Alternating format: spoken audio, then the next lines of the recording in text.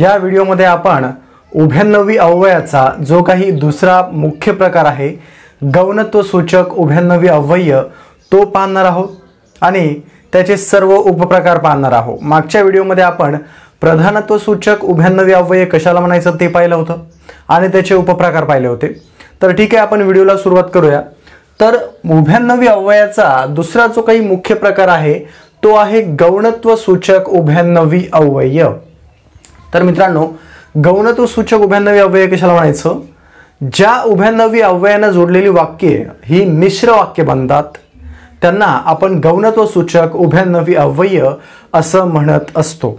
ठीक आहे, आता या गौणत्व सूचक उभयनवी अव्ययाचे देखील 4 उपप्रकार पडतात। ते 4ही उपप्रकार आपण ट्रिकनुसार अतिशय सोप्या पद्धतीने घेणार आहोत। ठीक आहे, आता गौणत्व सूचक उभयनवी अव्ययाचा जो काही पहिला उपप्रकार पडतो आहे तो पडतो आहे स्वरूप बोधक। काय पडतो आहे? स्वरूप बोधक उभयनवी अव्यय। स्वरूप बोधक उभयनवी अव्यय। ठीक आहे, स्वरूप बोधक उभयनवी अव्यय। तर आता स्वरूप बोधक उभयनवी अव्यय कशाला म्हणायचं? तर एखाद्या घटकाचा दुसऱ्या घटकामध्ये समावेश असल्याचा किंवा एका घटकाचा दुसरं स्वरूप एखादा दुसरा घटक असल्याचा अर्थबोध जेव्हा होतो आणि ज्या उभयनवी अव्ययानं हे काम केलं जाते म्हणजे दोघातलं स्वरूप एकच दाखवण्याचं, तर त्या उभयनवी अव्ययाला आपण स्वरूप बोधक उभयनवी अव्यय असं म्हणत असतो। आता उदाहरणावरून आपल्याला ते क्लिअरच होऊन जाईल की स्वरूप बोधक उभयनवी अव्यय असं कशाला म्हणायचं।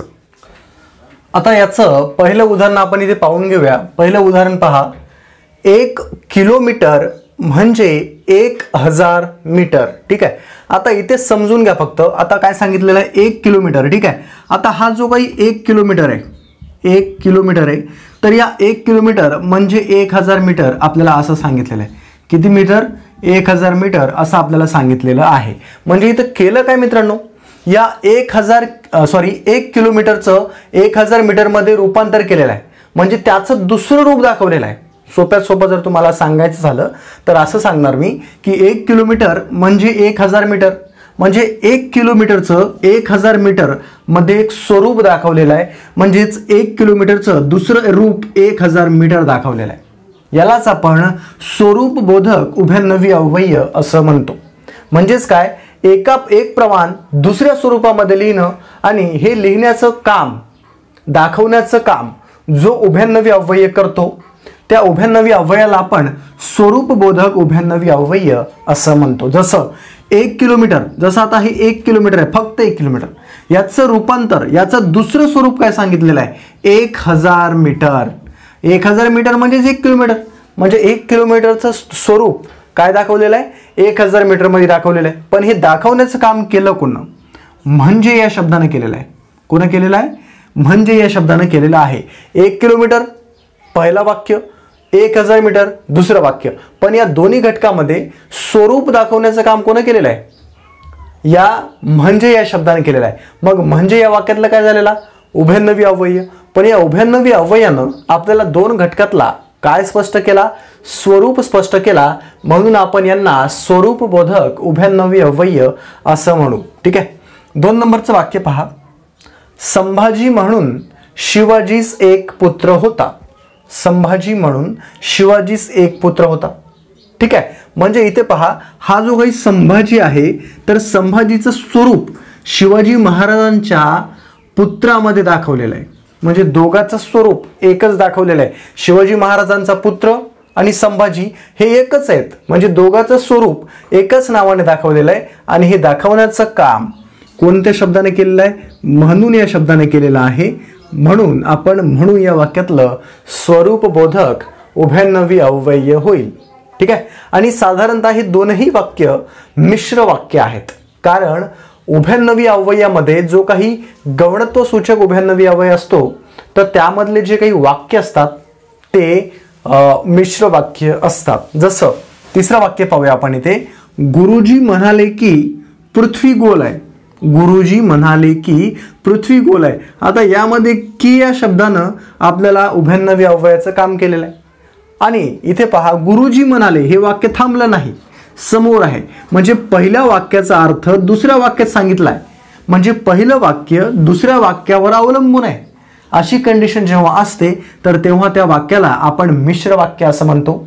साधारणतः मिश्र वाक्यामध्ये समजा मिश्र वाक्यामध्ये म्हणून की या पद्धतीचे जर वाक्य असते तर आपण त्याला मिश्र वाक्य असं म्हणत असतो. त्यानंतर मित्रांनो, गौणत्व सूचक उभयन्नवी अव्ययाचा जो काही दुसरा प्रकार आहे, उपप्रकार, तो आहे उद्देशबोधक उभयन्नवी अव्यय. आता उद्देशबोधक कशाला म्हणायचं? उद्देश दाखवणारा. काय दाखवणारा? उद्देश दाखवणारा. जो शब्द उद्देश दाखवणारा, ठीक आहे. मग जो उभयन्नवी अव्यय आपल्याला एखाद्या वाक्यातील कृती करण्याचा उद्देश दाखवतो, त्या उभयन्नवी अव्ययाला आपण उद्देशबोधक उभयन्नवी अव्यय असं म्हणत असतो. ठीक आहे. उदाहरणावरून आपल्याला क्लिअर होऊन जाईल. आता पहिलं उदाहरण पाहतोय आपण इथे. चांगले गुण मिळावेत म्हणून तो खूप अभ्यास करतो. आता इथे पहा, चांगले गुण मिळावेत म्हणून तो खूप अभ्यास करतो. सर्वात प्रथम आपण या वाक्यातलं उभयन्नवी अव्यय शोधू. कोणतं आहे? चांगले गुण मिळावेत हे झालं होतं पहिलं वाक्य. तो खूप अभ्यास करतो हे झालं होतं दुसरं वाक्य. या दोन वाक्यांना जोडणारा शब्द कोणता आहे? म्हणून. जोडणारा शब्द कोणता आहे? म्हणून. तर म्हणून या वाक्यातलं झालं होतं उभयन्नवी अव्यय. पण म्हणून या वाक्यानं नेमकं या वाक्यामध्ये काम काय केलेलं आहे? तर या वाक्यामध्ये म्हणून हा शब्द या वाक्यातला उद्देश दाखवतोय.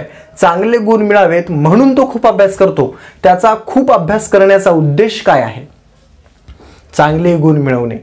त्याचा खूप अभ्यास करण्याचा उद्देश काय आहे? चांगले गुण मिळवणे. मग चांगले गुण मिळवण्याचा उद्देश कोणता शब्द दाखवत आहे? म्हणून हा शब्द दाखवत आहे. म्हणून हा उभयन्नवी अव्यय दाखवत आहे. म्हणून या उभयन्नवी अव्ययाला आपण उद्देशबोधक उभयन्नवी अव्यय असं म्हणावं. 2 नंबरचं वाक्य पाहूया. त्याला पुण्याला जायचे आहे, सबब तो शाळेत येणार नाही. त्याला पुण्याला जायचे आहे, सबब तो शाळेत येणार नाही. आता या वाक्यातला उभयन्नवी अव्यय आहे कोणतं? अगोदर आपण 2 वाक्य वेगळे करू. त्याला पुण्याला जायचे आहे हे झालं होतं पहिलं वाक्य. तो शाळेत येणार नाही हे झालं होतं दुसरं वाक्य. या 2 वाक्यांना जोडणारा शब्द कोणता आहे? सबब. या 2 वाक्यांना जोडणारा शब्द कोणता आहे? सबब. तर सबब या शब्दाचाच अर्थ होतो मित्रांनो म्हणून. सबब या शब्दाचाच अर्थ काय होतो? म्हणून. ठीक आहे. मग त्याला पुण्याला जायचे आहे, सबब तो शाळेत येणार नाही. ठीक आहे. तो शाळेत काय येणार नाही? शाळेत न येण्याचा त्याचा उद्देश काय आहे? कारण त्याला पुण्याला जायचं आहे. मग पुण्याला जाण्याचा उद्देश कोणत्या शब्दाने दाखवलाय? सबब या शब्दाने दाखवलाय. ठीक आहे. त्यानंतर तिसरं वाक्य पाहूयात. चांगले उपचार मिळावेत यास्तव तो मुंबईला जात आहे. आता या वाक्यातलं उभयन्नवी अव्यय शोधू आपण अगोदर. चांगले उपचार मिळावेत पहिलं वाक्य, तो मुंबईला जात आहे दुसरं वाक्य. या दोन्ही वाक्यांना जोडण्याचं काम कोणत्या शब्दाने केलेलं आहे? तर या दोन्ही वाक्यांना जोडण्याचं काम यास्तव या शब्दाने केलेलं आहे.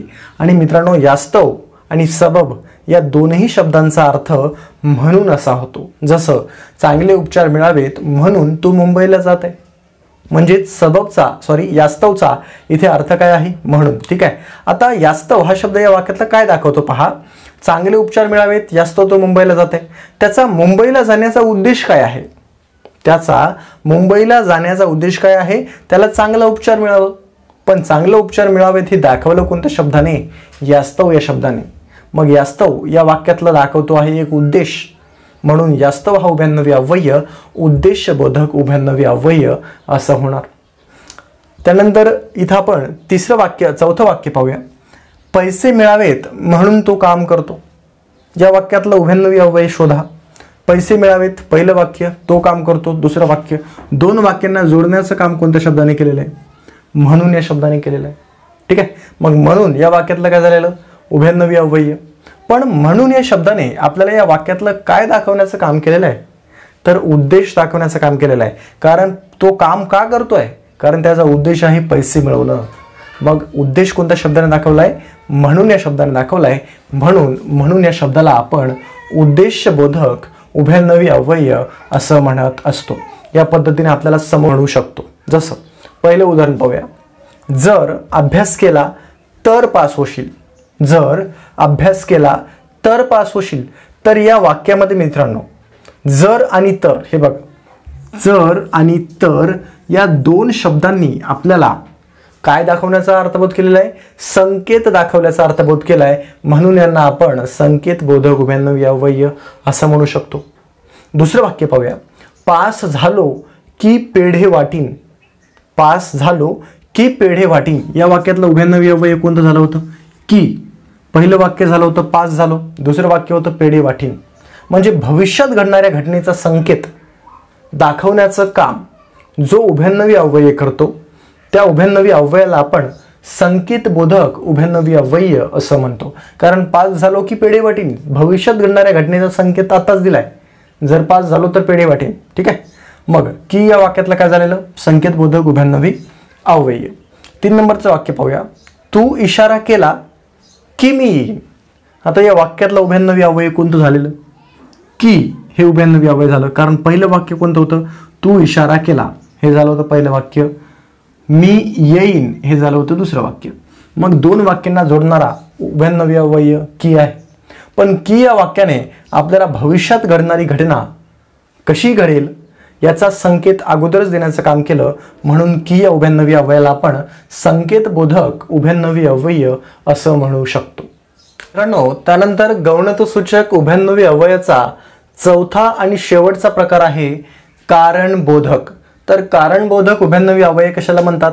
त्याच्यामध्ये अर्थ आहे कारणबोधक. जो उभयनवी अव्यय आपल्याला एखाद्या गोष्टीचं कारण दाखवल्याचा अर्थबोध करून देतो त्या उभयनवी अव्ययाला आपण कारणबोधक उभयनवी अव्यय असं म्हणू शकतो. जसं उदाहरणावर आपल्याला कळून जाईल. पहिलं उदाहरण होतं त्याला शिक्षा झाली कारण त्याने चोरी केली. या वाक्यातलं शब्दयोगी अव्यय आहे कोणतं? तर या वाक्यातलं शब्दयोगी अव्यय उभयनवी अव्यय आहे कारण. ठीक आहे. या वाक्यातलं उभयनवी अव्यय कोणतं आहे? कारण. याचं कारण काय? त्याला शिक्षा झाली हे होतं पहिलं वाक्य, त्याने चोरी केली होतं दुसरं वाक्य. मग दोन वाक्यांना जोडणाऱ्या शब्दालाच आपण उभयनवी अव्यय म्हणतो. मग या वाक्यातलं उभयनवी अव्यय झालं होतं कारण. पण त्याला शिक्षा होण्याचं कारण कोणत्या उभयनवी अव्ययाने सांगितलेलं आहे? कारण या उभयनवी अव्ययाने सांगितलंय. म्हणून कारण हा जो काही उभयनवी अव्यय आहे कारणबोधक उभयनवी अव्यय आहे. कारण कारणबोधक म्हणजे कारण दाखवणारा उभयनवी अव्यय. ठीक आहे. 2 नंबरचं वाक्य पाहूयात. आम्ही सामना जिंकला कारण सर्वजण चांगले खेळले. या वाक्यातलं उभयनवी अव्यय कोणतं झालं होतं? कारण. कारण हा शब्द या वाक्यातलं उभयनवी अव्यय होतं. याचा अर्थ काय? पहिलं वाक्य होतं आम्ही सामना जिंकला, दुसरं वाक्य होतं सर्वजण चांगले खेळले. या दोन वाक्यांना जोडणारा शब्द कोणता आहे? कारण. मग कारण जर दोन शब्दांना जोडत असेल तर त्याला आपण कारणबोधक उभयनवी अव्यय म्हणूया. त्याचं कारण असं कारण त्याने सामना जिंकण्याचं कारण दाखवलेलं आहे सर्वजण चांगले खेळले. ठीक आहे. शेवटचं वाक्य पाहूयात. तो शाळेत आला नाही कारण त्याला बरे वाटत नव्हते. या वाक्यातलं उभयनवी अव्यय कोणतं झालं होतं? कारण. उभयनवी अव्यय कोणतं झालं होतं? कारण. ठीक आहे. आता या वाक्यातलं उभयनवी अव्यय कारण का बरं झालं?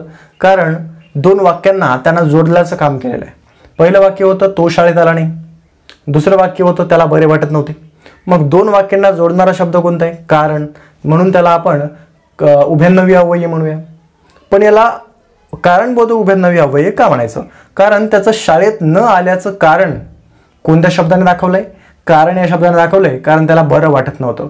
तर मित्रांनो, अशा पद्धतीने आपण उभयनवी अव्यय हा संपूर्ण चॅप्टर 2 भागामध्ये समाविष्ट करून पूर्ण केलेला आहे. हा जो काही व्हिडिओ आहे, हा जो काही सिरीज आहे, ही उभयनवी अव्ययाची सेकंड स्टेप आहे, पार्ट 2 आहे. याच्या अगोदरचा पार्ट तुम्ही नक्की पहा, कारण त्यामध्ये आपण प्रधानत्वसूचक उभयनवी अव्यय सांगितलं होतं आणि या वाक्यामध्ये आपण गौणत्वसूचक उभयनवी अव्यय सांगितलं होतं. दोघांचेही उपप्रकार सांगितलेले आहेत. तुम्हाला हा व्हिडिओ नक्कीच आवडला असेल. तुम्हाला हा व्हिडिओ कसा वाटला नक्कीच कमेंट थ्रू कळवा. आणि मित्रांनो, एक महत्त्वाची माहिती अशी, तुम्ही जर ई-बुक घेतलं नसेल तर ई-बुक नक्की घ्या, कारण येणाऱ्या परीक्षेमध्ये तुम्हाला त्याचा फायदा होणारच आहे. आणि मित्रांनो, आपले गणिताचे व्हिडिओज आता अनअकॅडमीवरती सुद्धा उपलब्ध आहेत. तुम्हाला जर ते व्हिडिओज पाहायचे असतील तर आपल्या व्हिडिओच्या डिस्क्रिप्शन बॉक्समध्ये आपण लिंक दिलेली आहे. त्या लिंकवर जाऊन तुम्ही त्यातले व्हिडिओज पाहू शकता, चॅनलला व्हिजिट करू शकता आणि जर व्हिडिओ आवडले तर व्हिडिओला लाईकही करू शकता. तिथं विविध प्रकारचे कोर्सेससुद्धा अवेलेबल आहेत, लाईव्ह क्लासेससुद्धा होतात. तर या सर्व गोष्टीचे विचार करून तुम्ही स्पर्धा परीक्षेची तयारी करावी आणि एक वेळ ते चॅनलवर जाऊन त्या व्हिडिओज पाहावे. तुम्हाला ते व्हिडिओ कसे वाटतात नक्कीच कमेंट थ्रू कळवावे. तर येणाऱ्या परीक्षेसाठी मित्रांनो, माझ्याकडून तसेच आपल्या कॉम्पिटिटिव्ह गुरु या चॅनलकडून सर्व मित्रांना बेस्ट ऑफ लक.